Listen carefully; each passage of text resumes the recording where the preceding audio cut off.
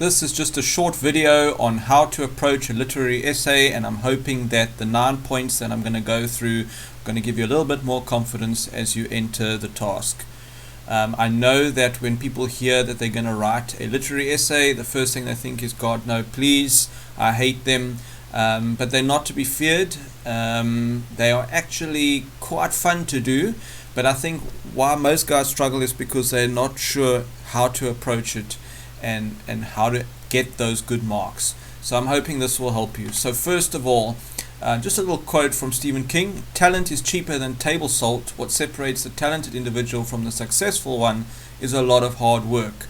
And that's something that many students don't understand, is that you can't just arrive at a literary essay for the first time and expect to write a great essay. It is something like many things in life that you have to practice often. And particularly as you get into the senior grades, it's going to be there in the exam. So it's worth spending some hours putting in the effort to master the literature essay. So number one, you've got to plan well. Okay, those are just some random points about the solar system. But what I'm trying to get at is trying to think about what is the main point you're going to put in each paragraph.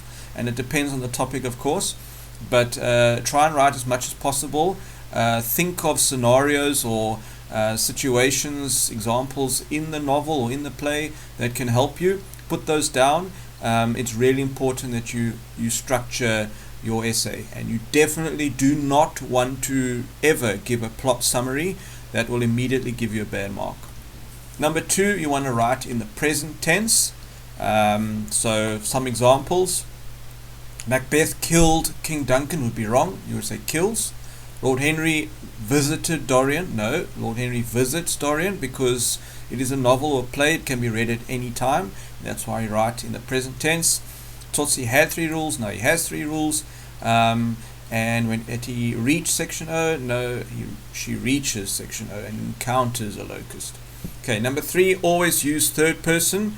So even though you can, what you write determines how you interpret the topic. So there's obviously that kind of subjective aspect to it, but don't ever write I.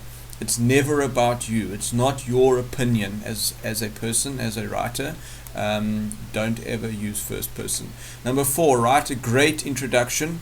That is something that you can practice often and very easily. You just look at many examples of past papers, of topics, and think to yourself, how am I going to write this introduction? And a good introduction means that the marker is going to think, okay, this guy knows what he's doing. Alright, so consider the following topic. I just made this up.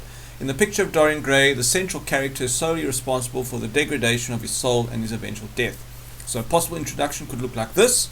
In the picture of Dorian Gray, or you underline it because it's a title, author Oscar Wilde centers his narrative around the decline of the protagonist's soul and the character's increasing hunger to live a hedonistic, albeit debaucherous lifestyle.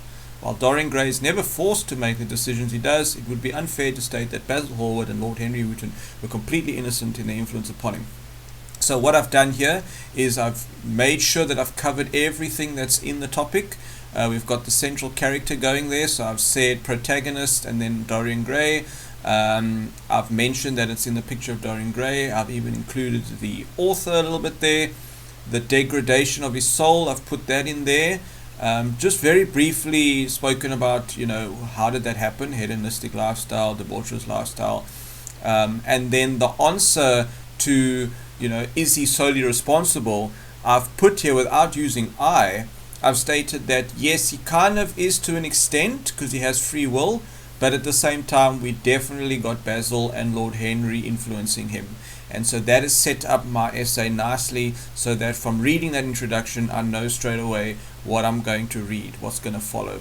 Number 5, make sure you use paragraphs. Each paragraph should have one main idea, and I will get to a little bit how to approach that a little bit later.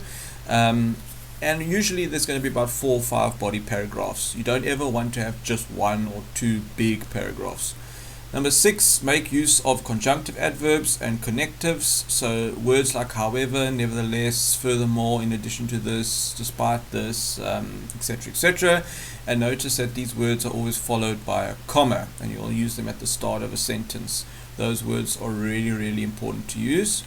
7, you must center your paragraphs around the Peel approach. Okay, as I said, we'll talk about that. So you make a point, or you make a statement, then you use evidence. You can either use a scenario or an example, or a quote if you can. Not every single point has to follow this setup, otherwise you'll be writing like 1,000 words, which you can't do. But every main idea of a paragraph needs to follow this. If you're not sure exactly what the quote is, don't quote it. Don't pretend like you know what it is and then that quote is actually wrong. Rather just paraphrase. The second E is for the explanation, so explain the point that you've made. And then the L is either you're linking it back to the topic to state why, okay, I've made this point because it's valid to the topic, I'm answering the question. Or you can even link it to the next point, so like the next paragraph. You can actually say, okay, this is what I'm linking to, and then carry on with another point in the next paragraph. I don't know why there are two of those, sorry. Write a conclusion that summarizes what has been stated. Again, you want to have a nice conclusion, link it back to the introduction. Don't put anything that you haven't stated already, like in the essay, don't put that in the conclusion. Alright? And that's it, guys. Good luck, and yeah, practice makes perfect, and do your best. All the best.